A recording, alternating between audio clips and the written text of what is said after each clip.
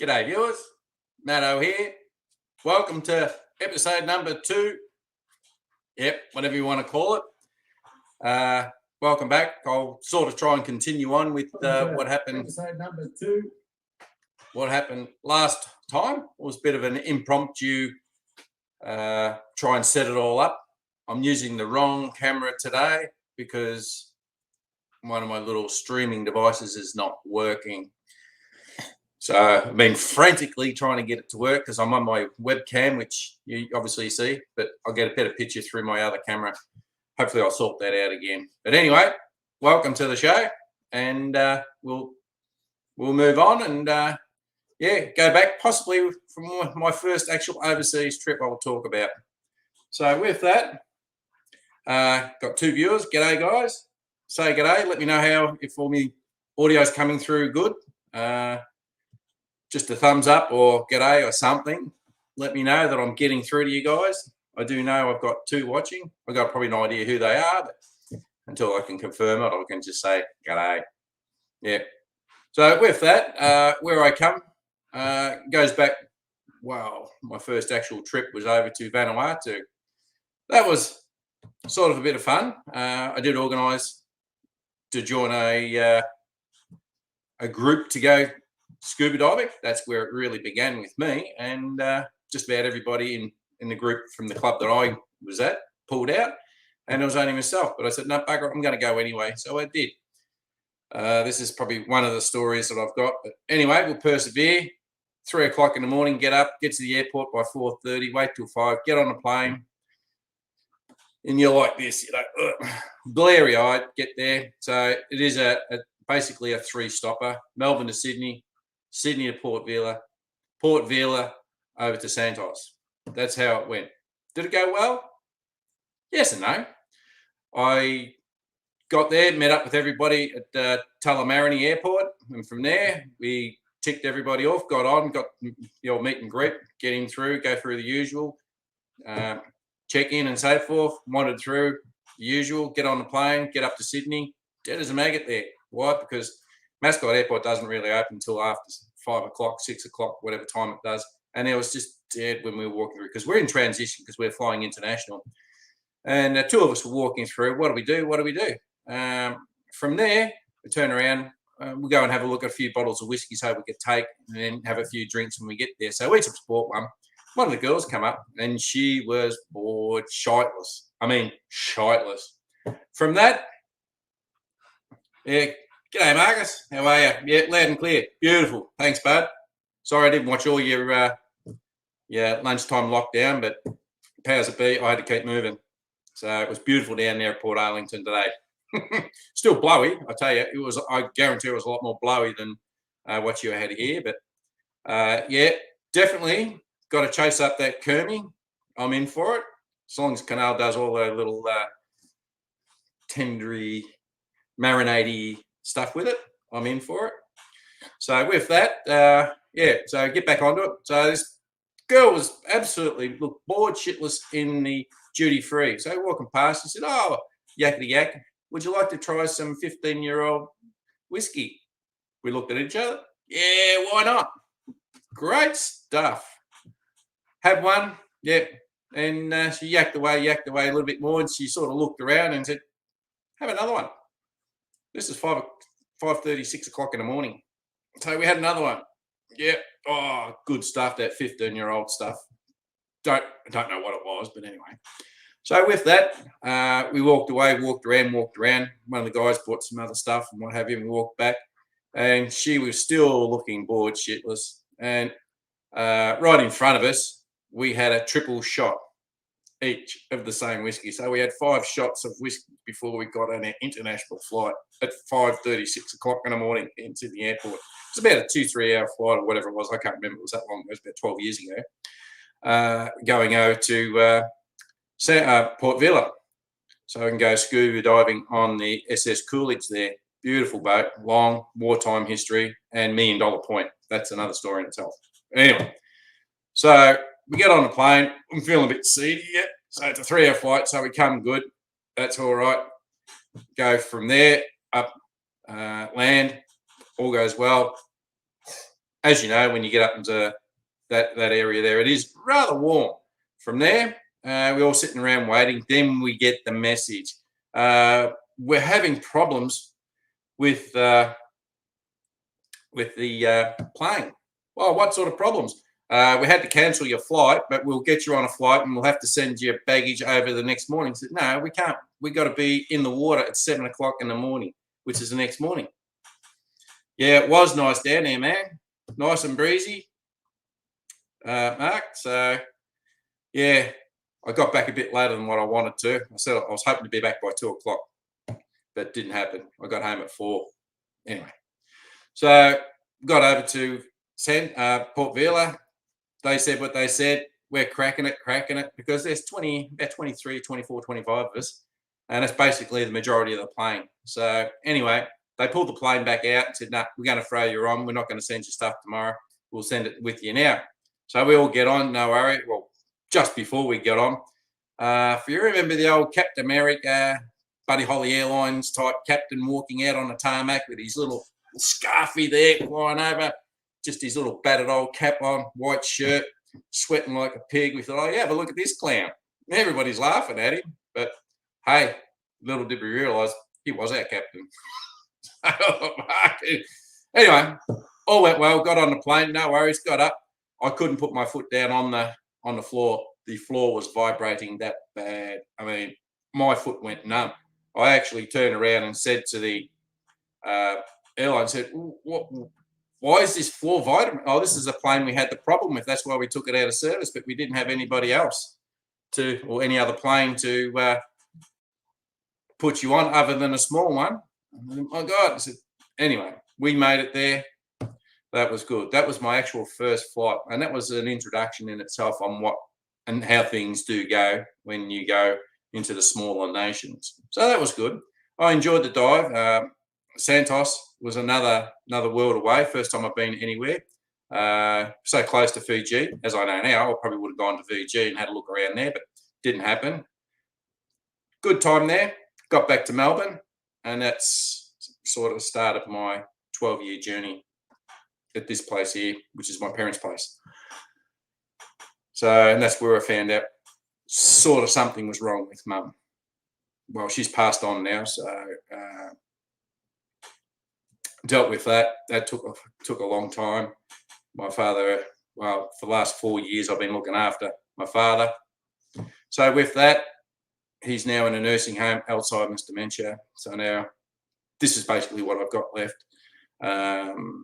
As most of you do know, that I am planning on leaving, but because of this Rona thing.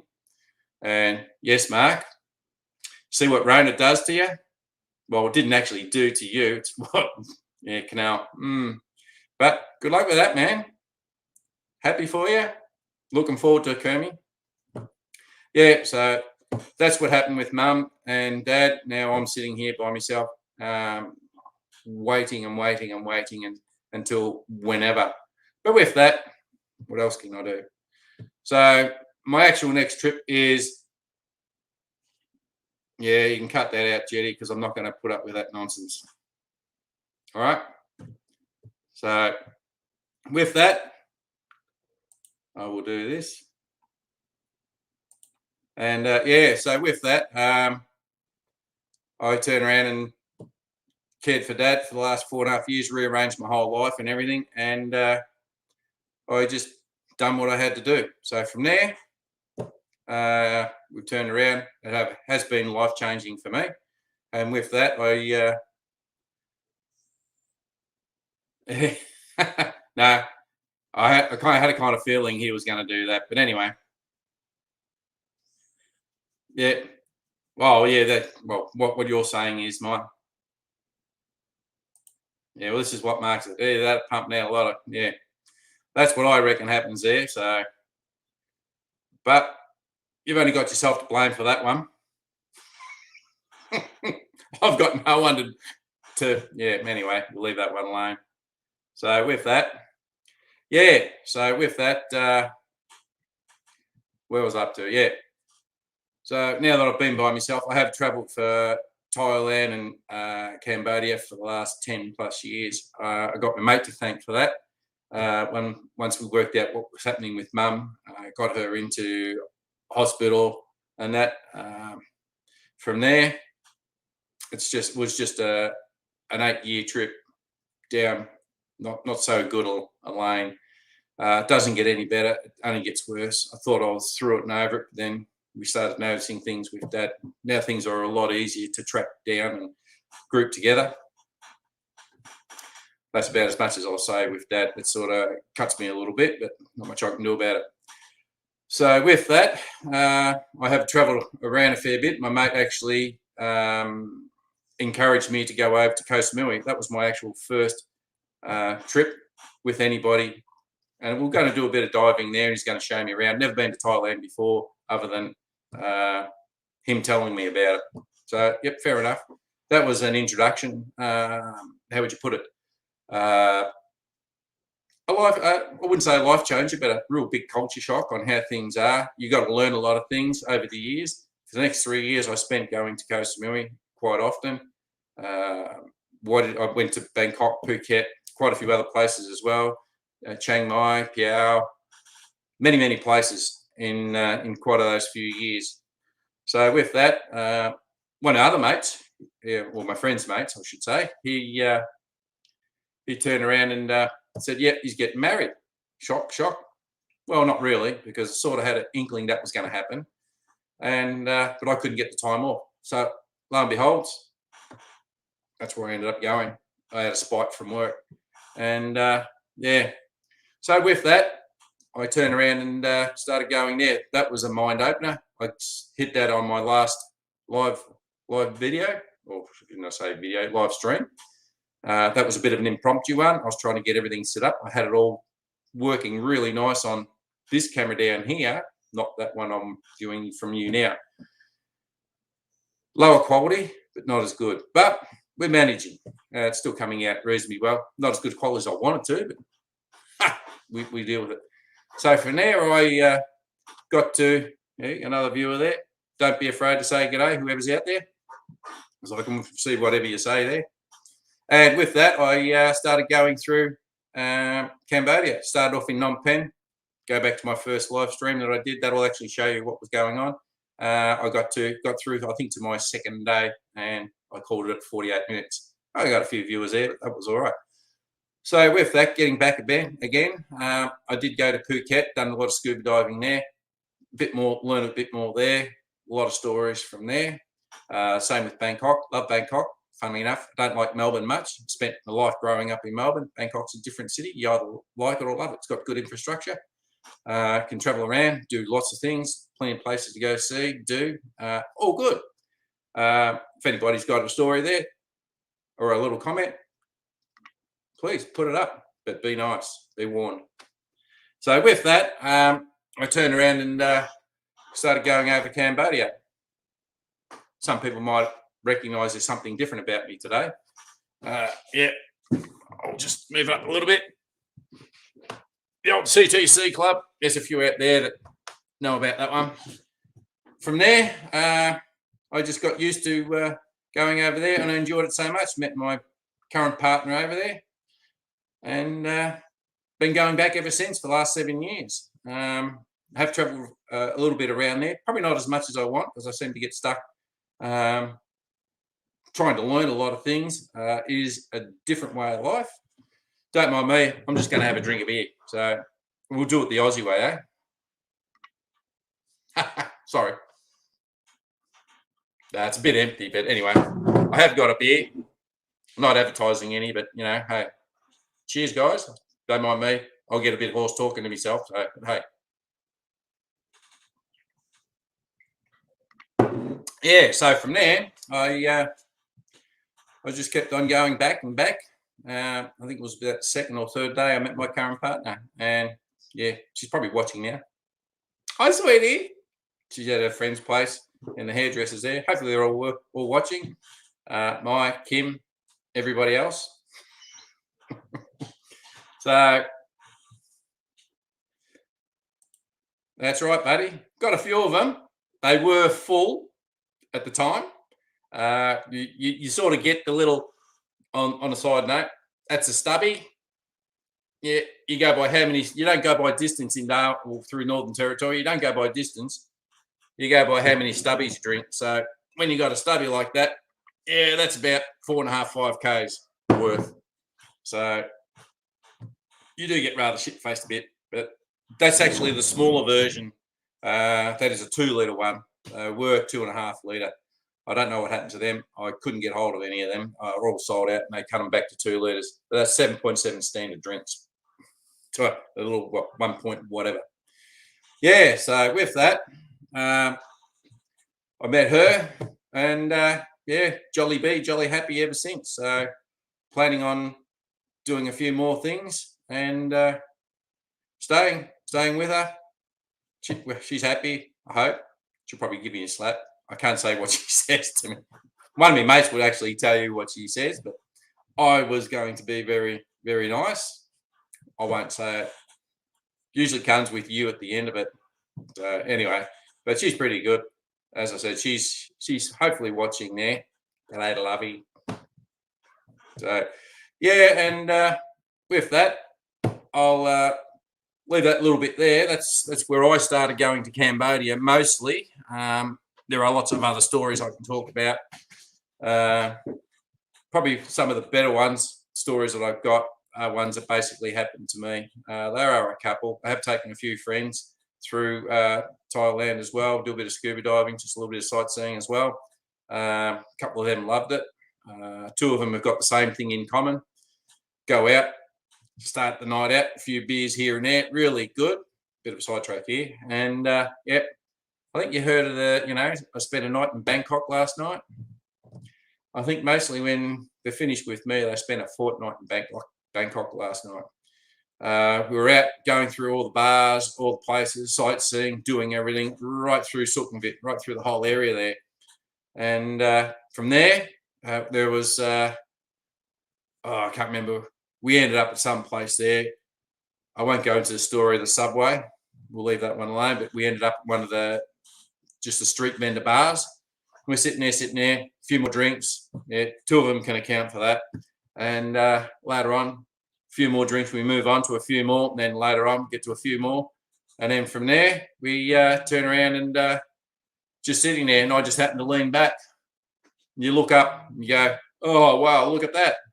Both of them look up and say, yeah, look at what? Yeah, look at that. That's daylight. That's right. So we leave. We left at daylight the day before. And from there, we get back the next day. So 12 hours virtually on the on the Leos and everything else we had.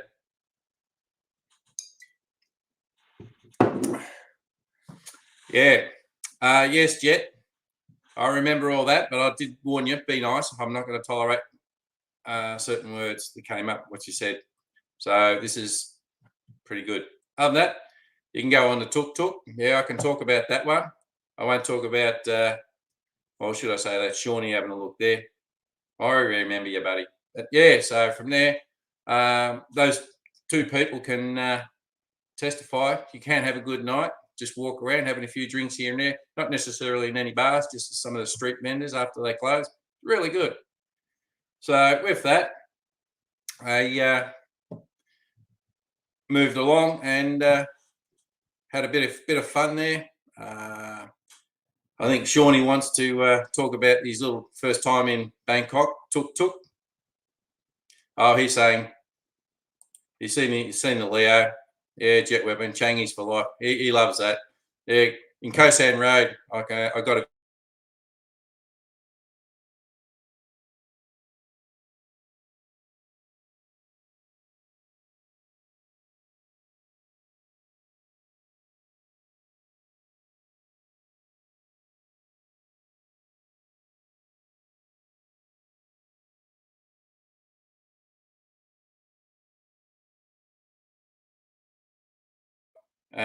one of the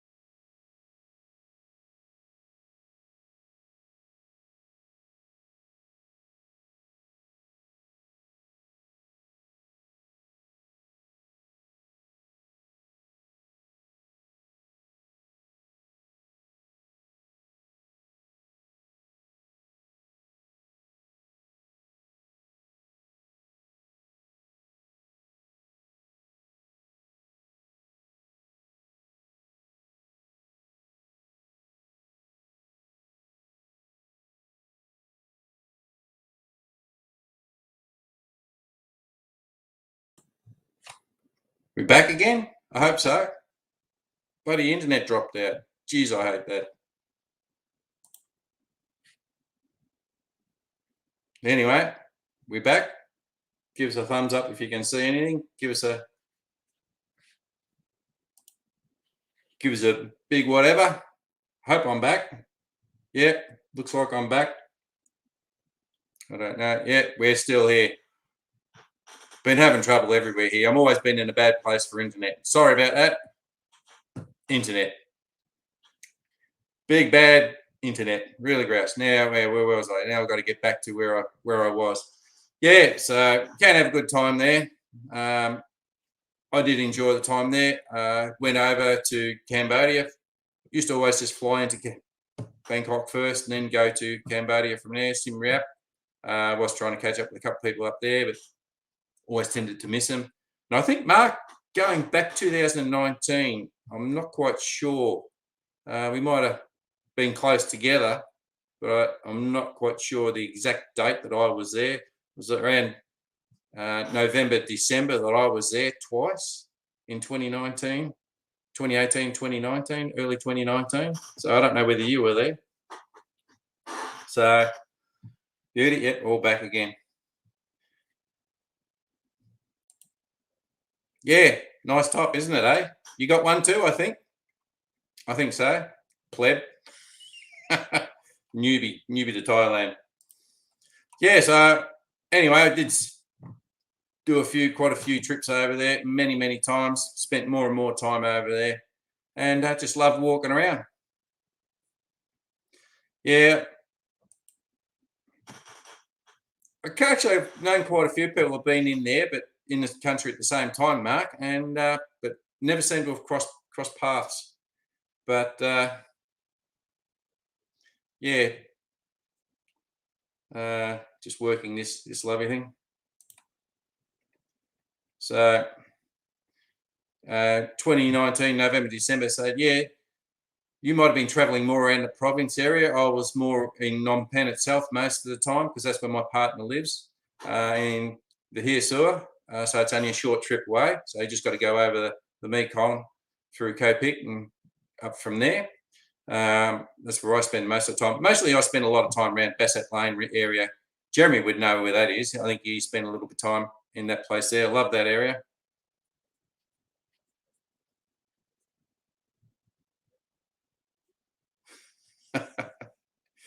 Yeah. Oh, well, I see someone else is giving me a bit of a stick because yeah, this guy, Shawnee, was his first trip over there, and I think he loved it over there in Thailand, of course. Yeah, we did actually get a couple of cold days over there. I think that was I actually really did feel it coming back from the Hirsua, and mate, I wish I had a jumper, pants, and a jacket on. It was freezing. I don't know where that come from. So yeah, and with that, I thought, geez, I never thought I'd need to wear pants over there, but it does get cold over there, and as you said, it does. It really did get cold. I felt it, and I was shivering by the time when I got back. I just put a jumper on. I only had one jumper, but made sure when I got into bed, I snuggled up really good. So that's it. But since then, my last trip was it?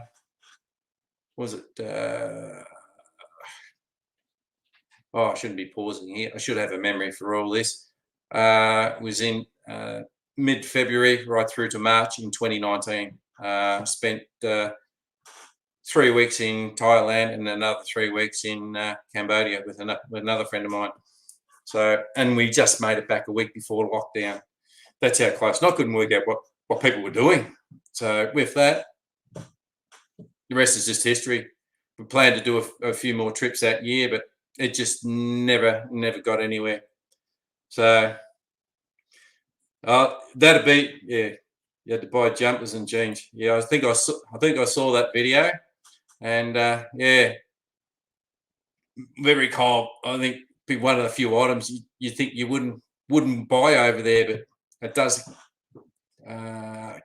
pay to actually have a jumper over there. And sometimes you wonder, it's 20 degrees. Why do you need it? But it did get rather cold that particular night. I think I remember those 2 nights you're talking about. So with that, yeah, harden up, mate.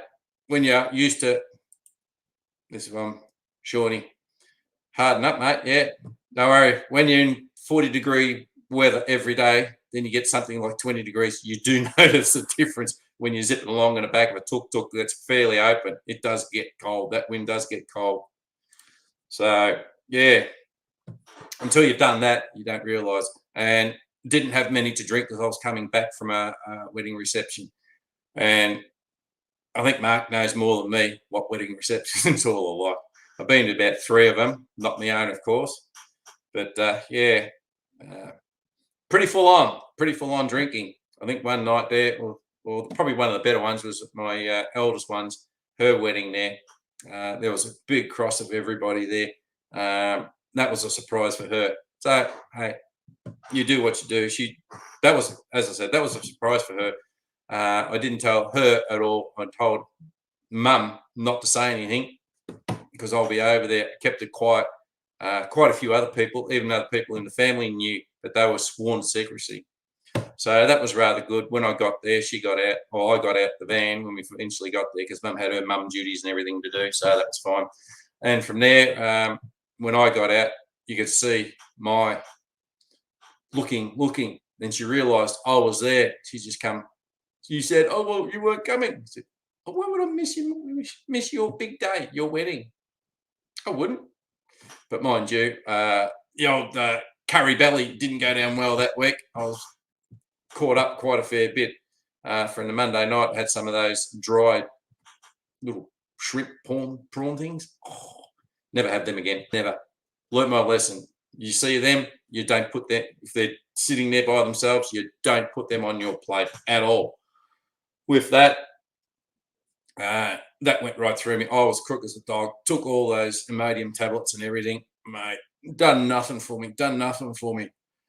Oh, I had no one because everybody else was all preparing for the wedding, and I'm stuck back at the hotel going, "Oh, I can't walk far. Don't want to walk far. Too scared to walk far for the." Yeah, and from there, I turned around and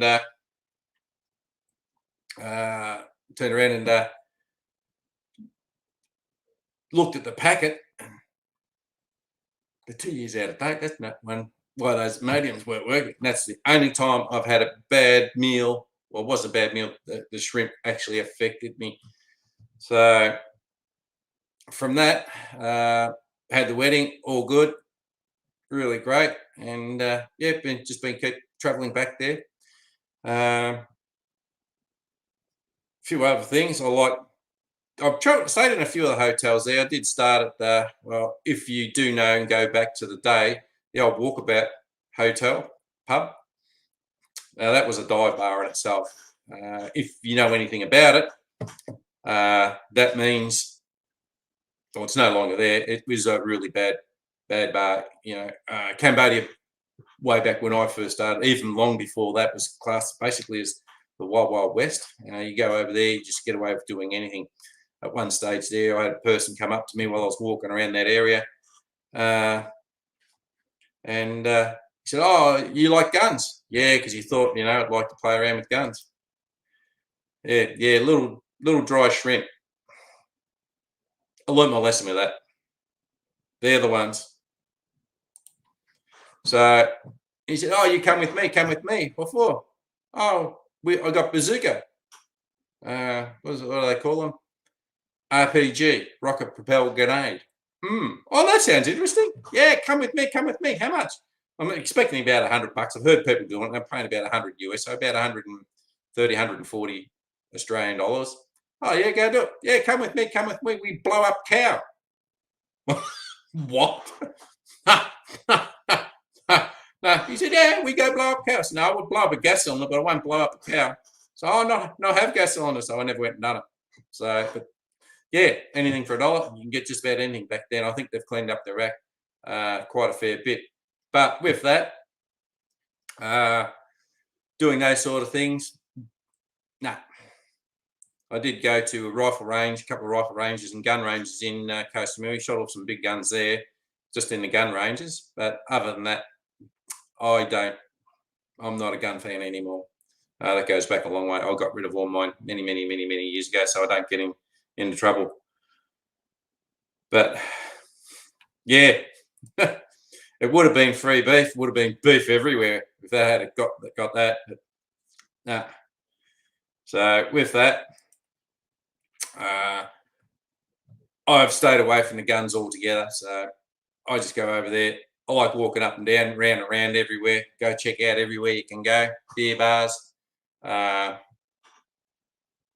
I've got a few little things about beer bars there, scary as it may be. Oh yeah, that was the Walkabout Hotel. I can't think of the name. It was a French hotel. I don't think it's there anymore. It's been bulldozed. They did take down the bar area and the pool and just left the hotel standing there on Street 51. I call it Puntang, but Pontoon Nightclub, if you know that, just around the corner from there is where that's my very first one. The second place I was at was just around the corner again just up the road actually from Puntang. And yeah, stayed there. And then from there, I just started slowly moving away. The third hotel was on Street 174.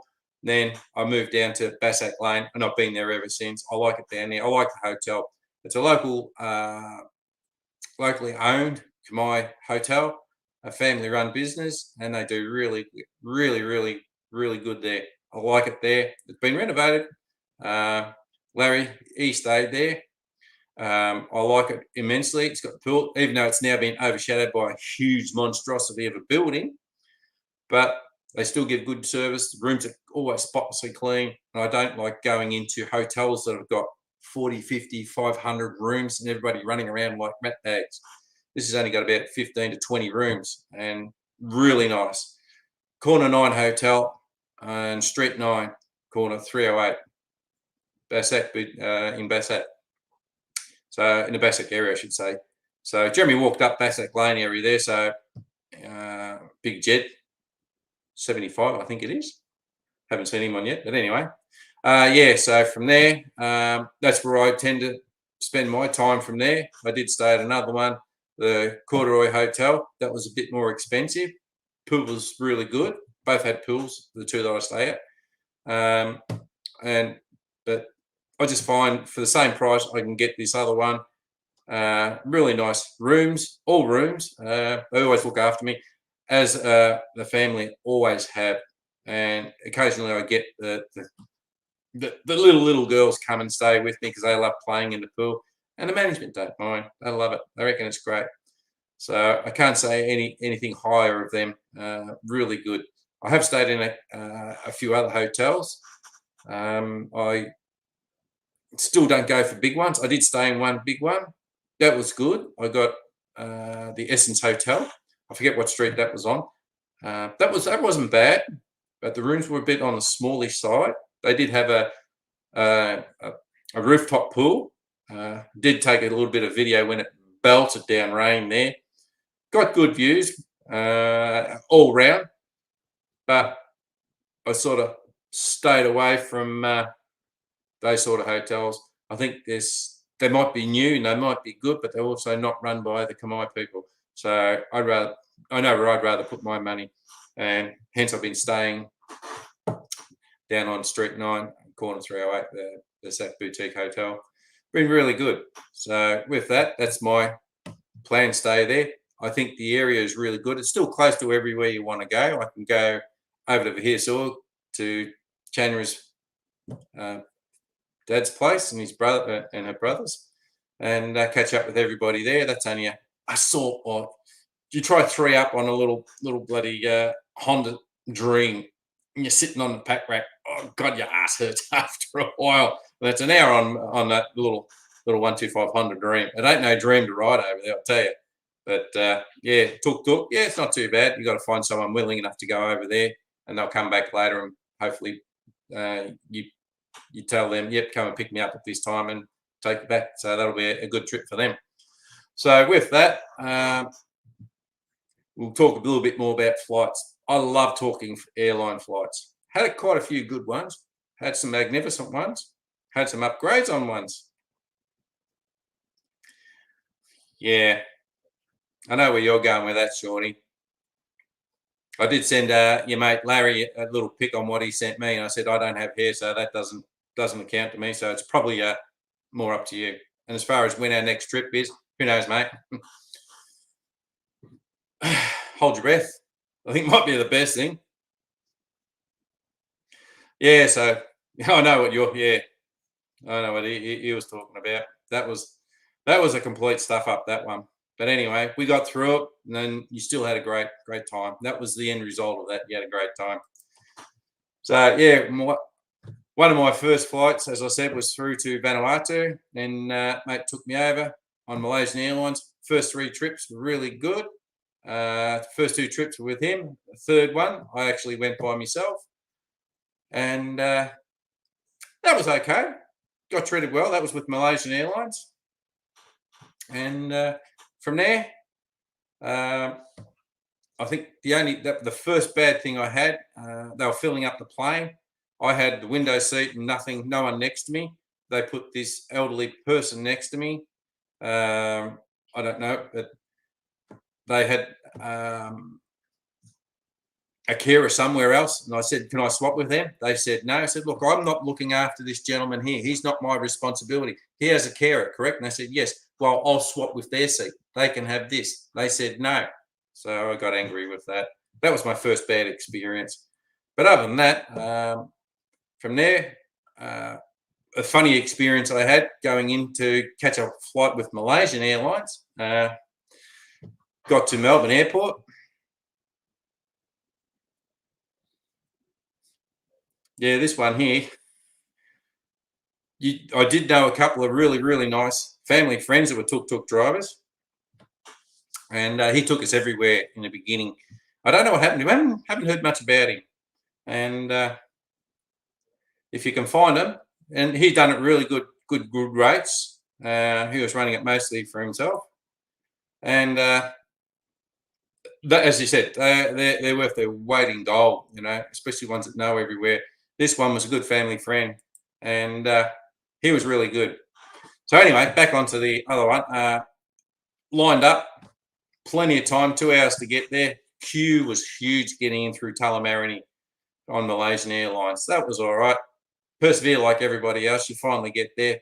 I looked at this guy's suitcase in front of me, and he got the little carry handle there. Well, this is only one little thing. The rest of it was all, the handle itself was all broken off, and only had 3 wheels. I thought, geez, he must have used that a fair bit, or it's been abused quite a lot.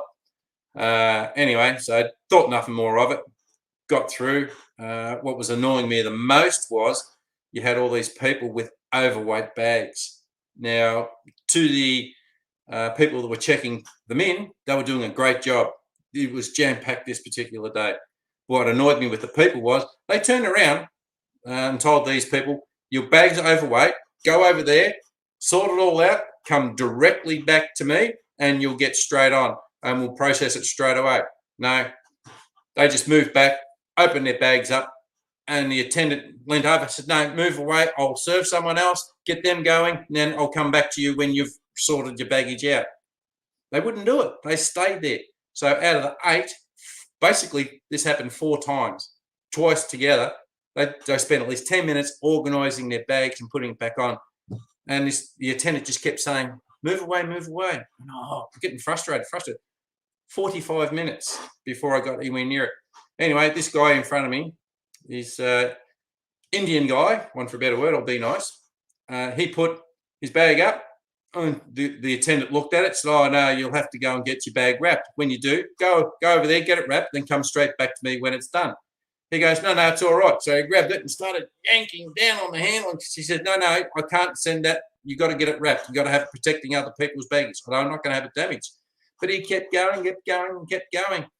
And oh my God, I thought, here we go again. 50 minutes. And then my turn came up. I got up and went to the attendant right down one of the other ends and sat there, quiet as usual.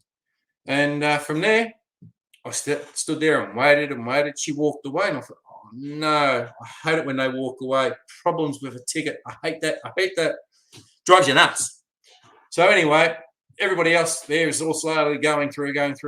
I'm sitting there panicking, thinking, oh, my ticket's been stuffed up again. Hurry up.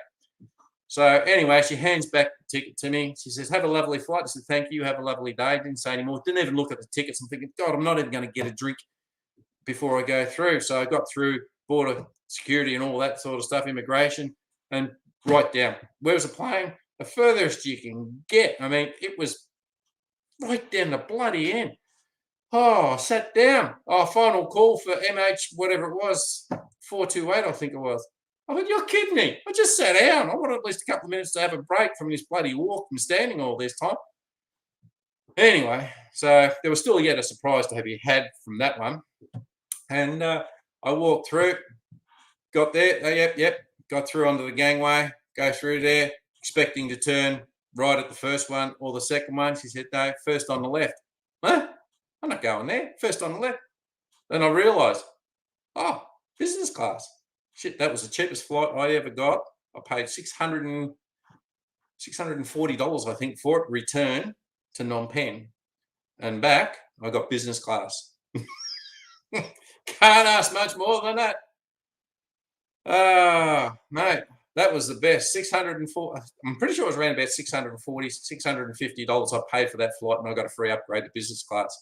And end up half the night I had a young kid sitting next to me. He was flying on to India, and for the rest of the night he ended up wanting to go sleep somewhere else. They found him a nice place to stretch out. So he left, and I had business class, full on drinks, the whole works for the rest of the flight, there and back. Wow. I never thought. I tried to push me luck trying to get the extra flybuys on it. They said, nah, you've already got it through what you paid. You won't get it by being upgraded. It was worth a try. But that time, I haven't flown Malaysian Airlines for a while now because I've been going directly to Bangkok, staying a few nights there and then heading off over. But I've lost all my flight points. I was just short of platinum. That's how many times. And from there, I've done a couple of flights, but nothing really to make it up with them. Most of the flights I've done is with the guys that I've taken over. Hope you like me hat. No one's actually picked it up yet. So it's a different hat. But anyway, yeah, so I haven't redeemed any more points, haven't been able to get it now. I've thrown away all my points. I haven't been able to use it. I was going to use it for a nice upgrade to and from again, but that never happened. So I'm just tired of hearing how much you're paying for flights now. And I think you've got to be pretty desperate to go somewhere because the cost of flights are just ridiculous. So with that, landed in Phnom Penh, had a few times, even had a great couple of flights out of Changi. And that's actually an interesting one because I was supposed to change over. No, I got a direct flight to Changi, and then from there I changed flight again to get onto the flight to Phnom Penh.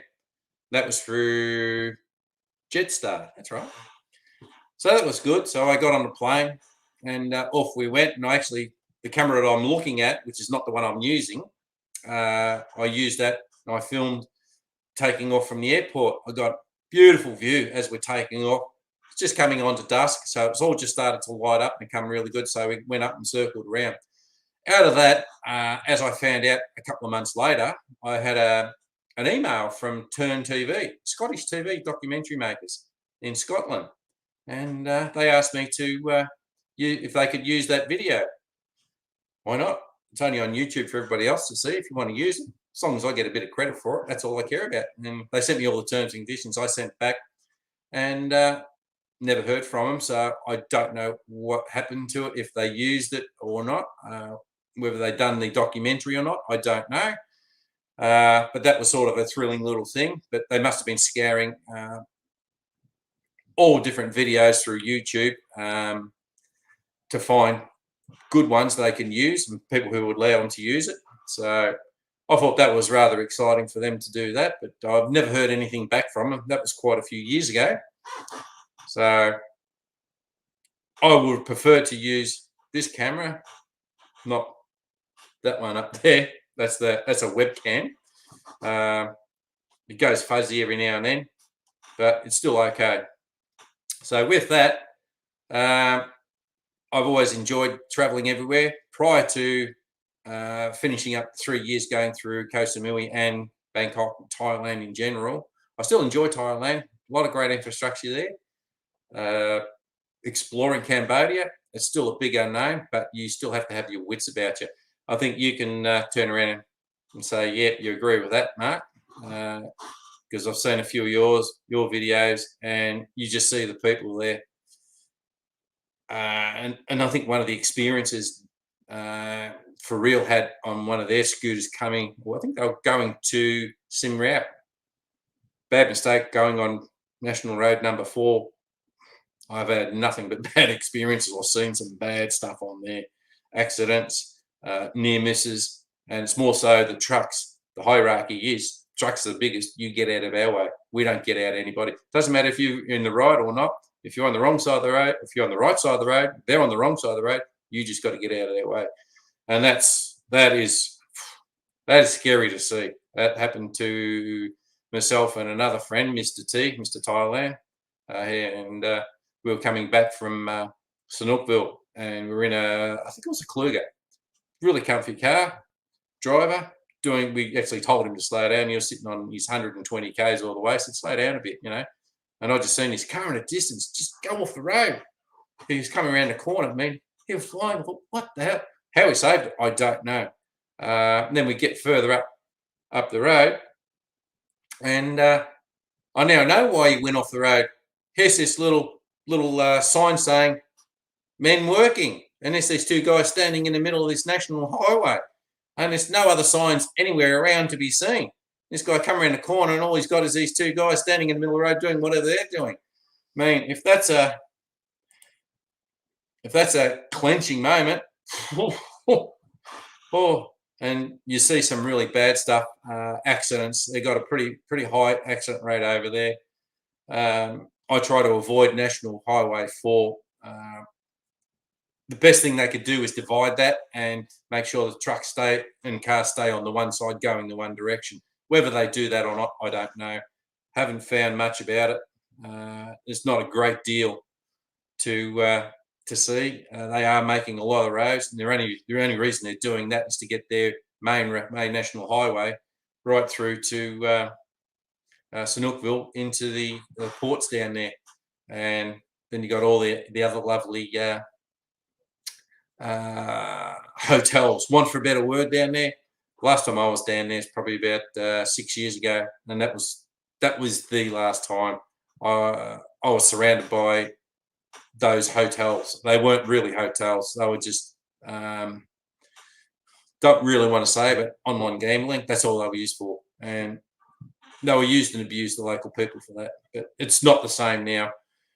One day I might go back if they ever do get the place finished, and I won't stop there. I'll just drive through and have a look. But that's about it. Sanookville's not like it used to be. It used to be some lovely beaches. You go up onto Ochatil Beach there, and you could have a great day there. You get there around about lunchtime, have a bite to eat, sit on the beach there in the cabanas there, and the people there that own the little restaurant, bars, little rooms to rent, they're all along the beach. You could stay there all day. And I think we did quite a few times. I think the most expensive day we had I think it was 7 of us, was $65. We ate and drank all day till dark, till it got dark. That's when we called the tuk-tuk and got back there. But in Serendip Beach as well, I did a couple of scuba dives out of there. I doubt you'd be able to even do anything like that. You might go out into the water. I wouldn't go into the water now because I don't even know what the infrastructure is like for that. But yeah, very like Macau. That's right. I haven't been to Macau, but quite a few people say that. But I think it's just too much, too quick, and highly and solely for one segment of the population, and they've pushed the locals totally out of that particular area. They even fast-tracked, from what I know, the non-locals, the new people there, to get their working permits there, and they've even kicked the locals out of their own jobs that they had, because even the restaurants, the last time I went to a restaurant, were down there. I stayed at the Coolabah Hotel, I think it was, And from there, went to a restaurant which I knew, and the girl was really nice there, and it was a Chinese one, and everything was in Chinese. And we said, well, where's the girl? So we bought it. And they just frowned upon us the whole time that we were there. And I'm thinking, this is Khmer and Barangs, but I just didn't have a good vibe then. And spoke to a few other people, said, yeah, a lot of people were leaving. And basically they have. And as you know, it's exactly what it is now. And all intents and purposes, it looks great. Everybody says, yeah, they're making lots of money. But the local people who own the land, how they got it is another story. That's a big story in itself, but not for me to say. If you do search a lot, you can find it on YouTube through Lonely Planet. They do have a little section on it, and it wasn't long after they did that particular video. I think it was about 8 months before I got there. They'd done this particular video, and it just shows you the plight of the people living on the side of the road. Because the video that I saw was about Sanookville and the people who were displaced. And we're going back to 1975 and what happened there through the Khmer Rouge. And fast forward to when I went down there, they'd done this film documentary on the people who had basically nowhere to go because they were kicked off their own traditional land. Now, when the Khmer Rouge went through, for a bit of FYI for a lot of people, the Khmer Rouge just destroyed all documentations, all books, everything. So all the national records they tried to destroy. Whether they got to a lot of them, how they did it, I don't know how they did it, but from what I've been following, going through archives and pictures and everything, Phnom Penh was just, it was a shambles. I mean, anybody who managed to stay through there, done it by pure miracle. And if you go to the S21 again, there was a guy I did meet there. He'd done his documentary on that, wrote a book about it with the help of a couple of NGOs, and it was fascinating reading. But when you walk through the S21, it is soul destroying. I did say I wanted to go down to the killing fields, but after going through the high school, that's what the S21, torture chamber, torture, whatever you want to call it, brutal. After going through there and seeing what it is and what they endured, reading the whole lot, it really does destroy you on what people. But then when you read this guy's book, I forgot to grab it. I read this guy's book, and basically how he survived was he was an artist. He was a painter, and he drew. And when whatever high-ranking official came along, he wanted to document everything he did. So, bada bing, mate, you're it. Tag, you're it. You're going to be the one that is going to turn around and sorry, I was just looking at something else then. You're going to be the one to document everything I do, and that's the only reason this particular guy survived.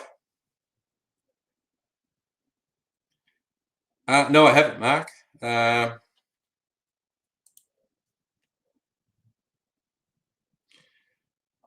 might have. I did go through a lot. I think when I first started this particular channel, they're having the anniversary, coming up to the 40th anniversary. I did see a few videos, and I have seen a lot of things when they've done that, celebrating the 4 years in the development of Phnom Penh. But I can't remember the name of the ones that I saw, but I did see quite a fair bit. And just looking through the changes from back then, from the decimation that happened and to where they are now. But this guy getting back into the torture, well, I call it the high school. It's not, well, originally was. He managed to survive through purely and solely because he was an artist. Getting onto that, he documented as much as he could. And how would you be being told, now, we don't want those people there, get rid of them? How do you do that?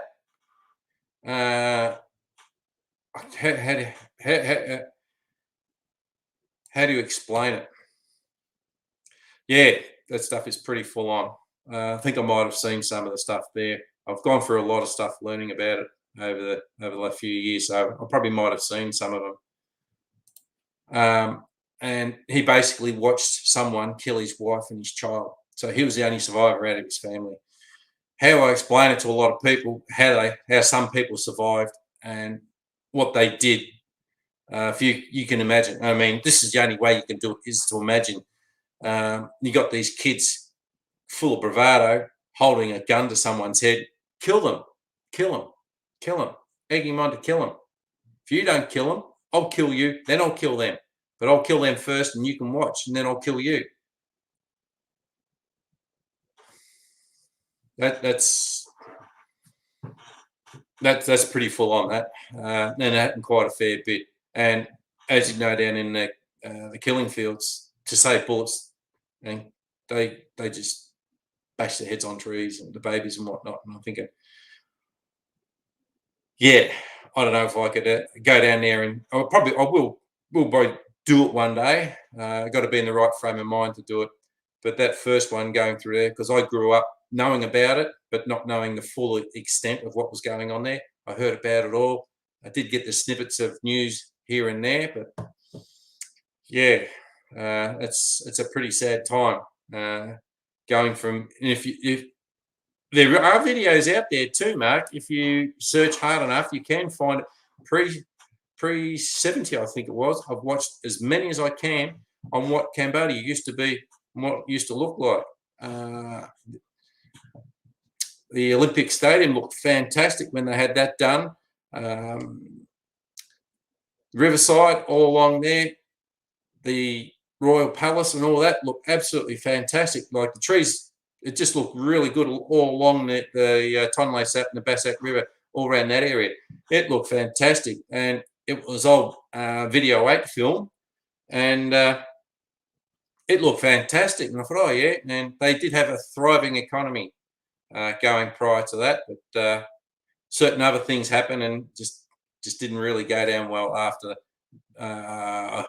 1973. I think it was a really bad downfall in 75. Pol Pot come in and took over, and mate, that was the end of it. And until Vietnam come in and overrun a lot of them, liberated. I think the other sad fact about it all was that if you wore glasses, you were deemed intelligent. You got a bullet in the head, and luckily for some, they had their means and opportunity to get out before all this nastiness happened. And the people who couldn't see just got rid of their glasses. They couldn't see. What do you do with that?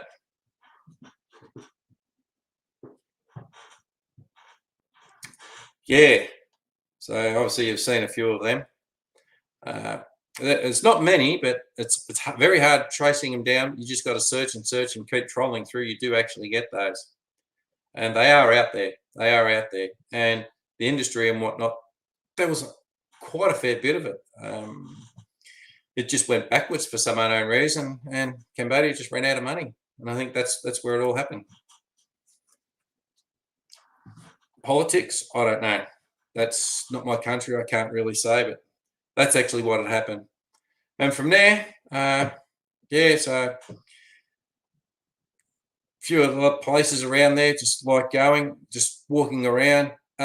Being French provincial, you find a lot of good pockets. This is where Jeremy and Claire are, or for real, are in Camp Pot now, and I liked it down there. And originally liked it down in Sanookville before it started getting developed. And that was probably probably one of the very first times I went down there. You see a lot of places where it's really, really nice, and you got where they've sort of kept it clean and tidy. French provincial, some of those buildings can look really good, if they're looked after well. But being Phnom Penh, the buildings are actually deteriorating and falling apart. Even I know the last time we were there, the white building's gone. They're going to extend Naga. I think that's going to be Naga World 3. Naga World 2, Naga World 3. And I think you can walk underground to Naga World 2 and 3 again. So whether that's in full development now. Maybe you remember Dreamland. That was supposed to be going to be the Southern Hemisphere's tallest building in Asia anyway. I can't see that. Yeah, DC. G'day, mate. How are you? You made it. Yeah. Hope you're going well. Yeah, so with that, we turn around. I had quite a few good nights there. Took all the kids there. Had a blast there. From there, They did move a few of the rides just up to the other side. God, I can't think of the other part of the area. It's on the other side of the river, of the Tonle Sap there. It's only a small little park for the kids to go to, so can't get there. And yeah, it was really good going there. Had a bit of fun there. Kids can go and play all those, and it was just always full on every night, full on. For some of the kids and everybody just to go there, chill out. Naga World, I went in there and had a look. I think it was not well. Going and gambling is not my thing. I didn't think much of their meals, and looked at a few things in there. Just walked through gambling. Yep. Well, you can guess who mainly was in there. So it didn't appeal to me. I just had a quick walk through. I know a lot of people, locals, cannot go through there. So out of that, I did go to a few other places there and just look around. But I tend to generally stay in the Basak area. But what do? You go where you like to go. You stay where you like to stay. I got lots and lots to talk to, and just realised it's been over an hour and 2 minutes. Still got a couple hanging in there. DC, yeah, how are you, matey? New subscriber. Great to see you here. And yeah, we're still going. I'm still just gathering me thoughts as I'm going along. But getting along, the reason I'm doing these live streams, I'm sitting here by myself, twiddling my thumbs, doing nothing. And I thought, might as well do something and just chat about why I ended up in Cambodia, why I like it over there so much. It's not for everybody. I say that. Thailand's good, as I said before. It's got a lot of good infrastructure and everything, but I'm just over a lot of the same, but it's same sort of thing. You can go and sit at the bar. I love people watching. Done that quite a fair bit. Got to know quite a few bar owners and the mumsans. They're the ones to know if you go into Thailand to have a look around. From there, you get over to Cambodia. You still got to fend for yourself. It's a big eye opener. But I think once you get to know the locals, I think that's the key issue to it all. Once you get to know the Khmer people themselves, Mark can attest for that, him and Canal, and soon to be 3.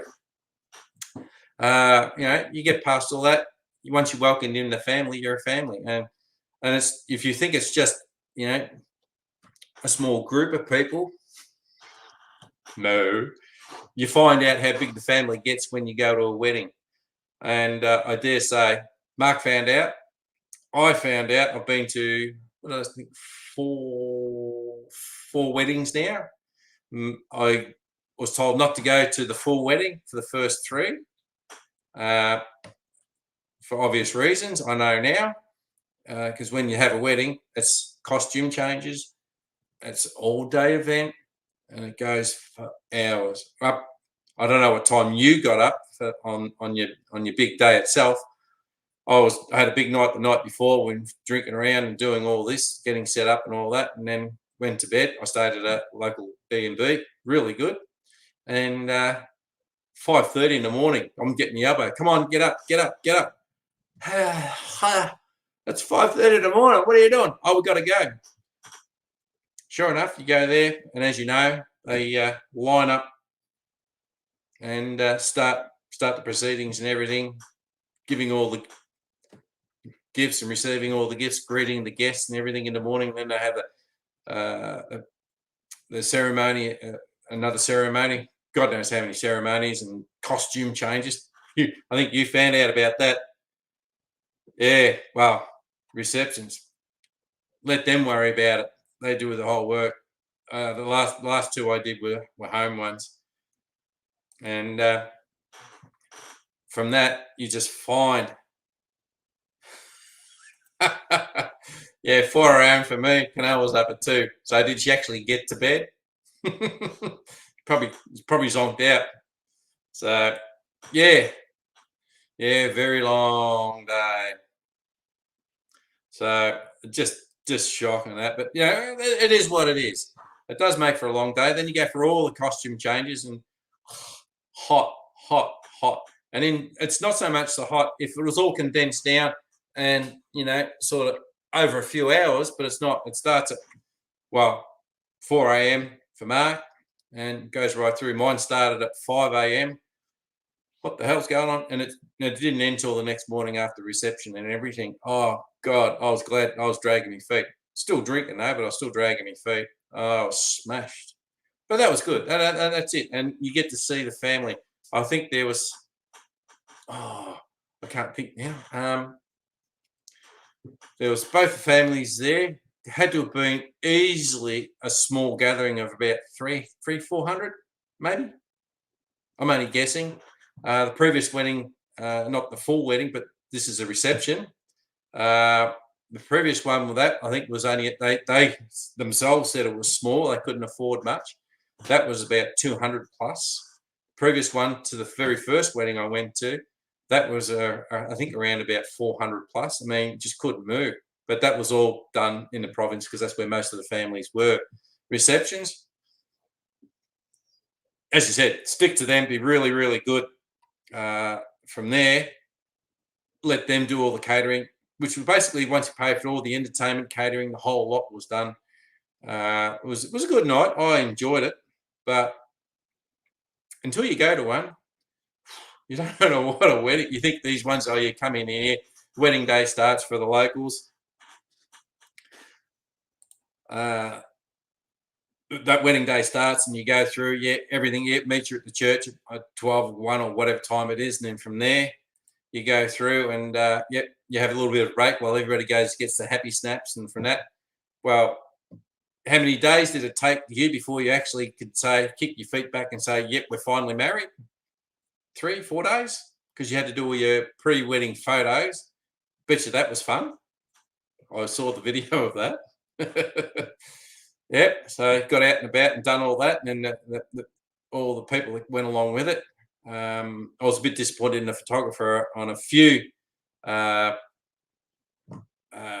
video footage that I got from Mai's wedding, and in one of my drunken stupors with all the video that I took. Guess what I did? Tried salvaging it. I got bits and pieces back, but I lost at least 60% of Mai's wedding on video. I tell you what, I nearly cried. I was so pissed off with myself. I don't know. What do you say? I spent all this time doing video, just for me and for Chania and family. They did get a little bit of video themselves, but they mostly got pictures. I thought I'd do it. And from what pictures and videos that I saw of the so-called paid professionals, I don't think they were that good. I think my bodgy ass Sony was doing a better job than theirs on autofocus and everything. And even though I was shy-faced, one for a better word, but I don't know, it was all good. I enjoyed myself at those weddings. Good surprise with Mai. From there, I kept getting, I kept giving her she wants this one. I said, you got a couple of choices to make, so it's pretty good about it. As I said, I'm not sure if they're watching or not. They haven't said anything. Yeah. Well, mate, you would have sweated layers of layers. You should have had an ice suit on underneath one of those ice bath things. That would have been good. But yeah. Oh, tell me about it. I was shattered for weeks. I couldn't. They wanted to have a look at them. I couldn't tell them I didn't have them. I couldn't say that I lost them all. I was so pissed off. But I learned a good lesson. I'm not going to do anything on the video or editing when I've had a few drinks. And I did that very early in the morning. I think it was about 3 o'clock in the morning. I went and done a format. I'm thinking, geez, this has taken a long time. And when I realised I stopped it, far out.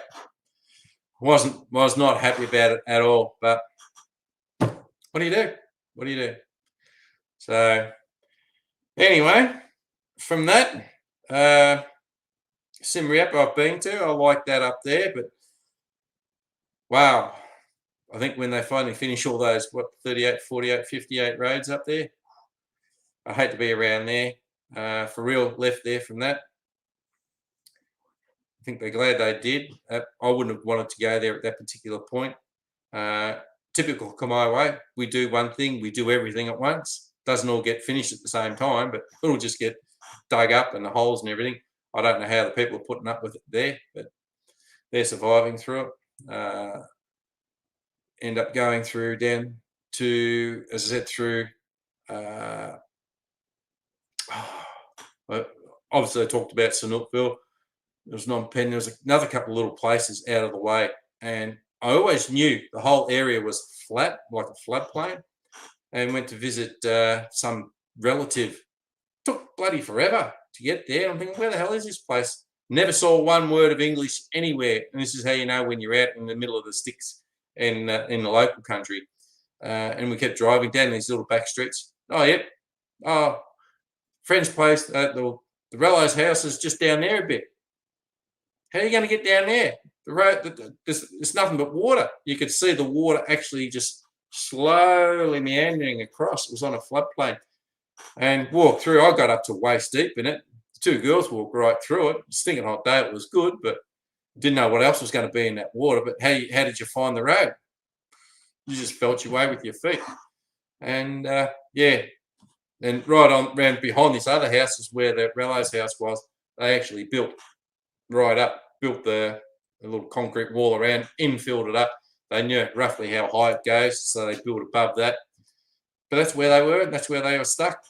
The only way to get through it is to walk. If you want to get out of there, is to go walk through the water. Oh, but it's a floodplain, and that's the other thing too. If you're going to buy places like that, you got to try and buy up where it's high. Otherwise, you're on a floodplain, and that's the only thing that worries me about a lot of land over there.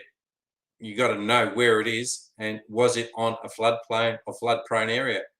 And because that's all it was, and that's what most of the land is used for, is growing rice. So anyway, well, I think I've baggled on enough. I've got a whole lot of here I could talk about, but I think I'll leave it for a bit more. I will leave one parting journey back home. I was on an Air Asia flight. Don't live for me because I've back. Got on the plane. And all good, but I noticed this guy had his feet up on the headboard as I walked past. And I hate people like that. I really, really do. I have spoken about it to quite a few people. And from there, I looked at him. I just shook my head. Didn't bat an eyelid. He looked at me. I got back. I was in an aisle seat further back, about 4, 5, 6 rows back, but in the middle. And that was all right. And he just kept going and all that for ages. I just got sick of it. I had the drinks because stewardess brought the drinks along. He done it again, and I was 3 strikes, and I give him 3 strikes, and that's it, always. But just before I said something, a guy a little bit further behind me said something. Said, "Mate, can you stop that? It's foul. It's making us sick." I'm just sitting here with my arms crossed, giving him the filthy look. So he glared at me. Can't help it. I'm sick. Oh, really? Okay. That's strike number 1. From there, the stewardess went back, gathered all the stuff, put everything away. Probably about 10 minutes later, he did it again. I said, "Mate, if you're going to do that, go into the toilet, do it all in the toilet, get your act together and come back. I don't want to hear that. It's making everybody sick hearing that. That's so foul." He jumped up, turned around to me, said, "I can't help it, I'm sick." This time he said it in front of everybody, could see him, and no, the plane was pretty full. So that's strike 2. So I'll let that one go again, but this time he knew I was talking to him. So from there, they just served dinner, and the stewardess walked past, serving out everybody else. He did it again. I said, "Mate, that is so disgusting. I asked you nicely before, if you're going to do that, go to the toilet and do it. How can people eat these meals when you're making them feel sick? Well, I can't help it. I am sick. Really, I said. Okay, didn't say anymore. Got up, went straight up into the galley area where the stewards and stewardesses were. I said, I want to speak to the head steward or stewardess now. This is very concerning. So the head stewardess come up with me, and I walked up to this gentleman. And I stood right beside him. I said, this gentleman right here has told not only myself, but all these people in this plane he's sick. Now, when we get to Melbourne, I want to know one thing. When his entry card when he hands his entry card in, has he ticked that he's sick, or has he ticked that he's okay? Because if he's ticked that he's okay, I want to know why. Because he's told us he's sick. 3 times he said it in front of all these people, and you can't deny that. So with that, nothing more was said. The flight went dream, come back in Melbourne. And you know what happens? As soon as a plane lands in anywhere, buckles come off, everybody jumps up. Mate, where are you going to go? The plane's got to dock first, then the gantry's got to come out, then they've got to open everything up, then they've got to organise to get all the first class passengers off, which is always the case, and then they'll slowly herd you out. So you're going to be standing up for at least 15, if you're unlucky, 20 minutes. So with that, as soon as the plane landed, he was still sitting down. Everybody was just about to start to jump up. And the stewardess, straight away, she got up. And from there, went over, stood right in front of the guy and said, sir, please sit there, stay there. I knew exactly what was going to happen. He ticked his card saying he was okay. So with that, as I walked past, good on you, mate. Eat shit. You're going to be stuck in quarantine for the next 3 hours until you can prove you're not sick. So you're going into quarantine. Hope you haven't got a connecting flight, because you're stuffed, one for a better word. So good luck to him. And never saw him after that. So what can I say? From there,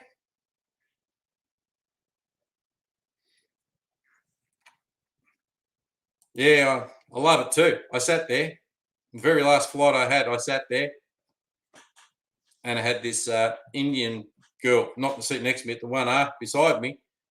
She wanted to jump out and come out my side because my side was moving. But if she had stayed where she was, she would have got out before me because her side was actually moving. So it sort of sucks. But anyway, that's one of the few stories one of many stories, I should say, that I've got. Thanks for watching. Probably ran it on probably a little bit longer than what I thought I would. So those that I watched, thanks, Mark, DC, and I think Jetty was out there, or should I say Azza was out there, and a few others. They all come through, pass through, whether they copped it or not, the live stream. Thanks for watching. Give us a big thumbs up. Don't forget, there are other people out there vlogging from Cambodia. Go check them out. I'll stick them in the description down below. And keep an eye out. If all goes well, I'll do another one. So I think I'll end it. An hour and 20 minutes is probably my best. I thought I was struggling last time to do 48 minutes, but an hour and 20. Yeah, some people would say I could talk and talk and talk and talk. So with that, I'm going to leave it with you. As I said, thanks for stopping by, everybody. Appreciate it. And keep an eye out. I will do another one. And till then, I think you know the drill. Catch ya.